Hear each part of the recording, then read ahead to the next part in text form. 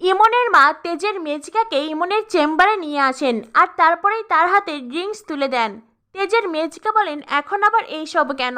তখনই ইমনের মা তেজের মেজকার হাত ধরে বলেন, আপনার জন্যই তো আমি সাজিয়ে রেখেছিলাম। ব্যাস অমনি মেজকা হালকা করে ক্রাশ খেয়ে যায়। এরপরেই সেখানে ইমন আসে আর ইমনকে দেখেই দুজনে নিজেদের সামলে নেয়। মেজিকা বলেন, যে করেই হোক একটা বদলা নিতেই হবে। ইমন বলে, বদলা মানে কিসের বদলা? তখনই আমরা জানতে পারি গজানন পুজোর দিনেই ঠাম্মি আর তেজ আলাদা করে মেজকাকে ডেকেছিল। ঠাম্মি মেজকাকে স্পষ্ট করে বলে দিয়েছিলেন, তুমি কেন সুধাদের বাড়িতে ওই নোটিশ পাঠিয়েছিলে? তুমি কি একবারও আমার অনুমতি নিয়েছিলে? মেজকা বলে, মা আমি কি ভুল করেছি? আমি যা করেছি ঠিকই তো করেছি। ওই মেয়ে তো আমাদের ঠকিয়েছে। তখনই তেজ বলে, না মেজকা, তুমি যা করেছো ঠিক করনি, তুমি অন্যায় করেছো।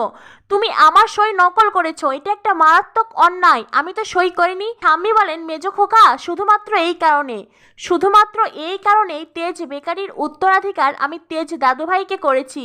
কারণ তুমি অসৎ, তাই তুমি অসৎ বলেই তোমাকে আমি বড় কোনো কাজের দায়িত্ব দেইনি। এরপরই মেজকা ইমন আর ইমনের মাকে বলে, ওই তেজ সব ভোগ করবেই তেজ, আর আমি কি করব? ইমনের মা বলেন, এই বদলা নিতে হলে তেজ আর সুধাকে আলাদা করতে হবে, ওদের জোর ভাঙতে হবে। এদিকে রান্নাঘরে বসে তরিতা একা একা নিজের মতন করে গজগজ করতে থাকে। তরিতা বলতে থাকে, সারাদিন গাধার মতন কাজ করে শেষে কিনা এই শুকনো রুটি আর এই টেলটেলে ডাল। আমার জন্য বাড়িটাকে পুরো জেলখানা করে রেখেছে ঠাম্মি। সারাদিন কাজ করে এইসব খাওয়া যায় নাকি? আর আমার স্বামীটাও হয়েছে সেরকম, কোনো কর্মের নয়। এরপরেই তরিতা নিজের শুকনো রুটি আর ডাল রেখে ফ্রিজ খুলে দেখে বিসর্জন উপলক্ষে বাড়িতে কত ভালো ভালো রান্না হয়েছে।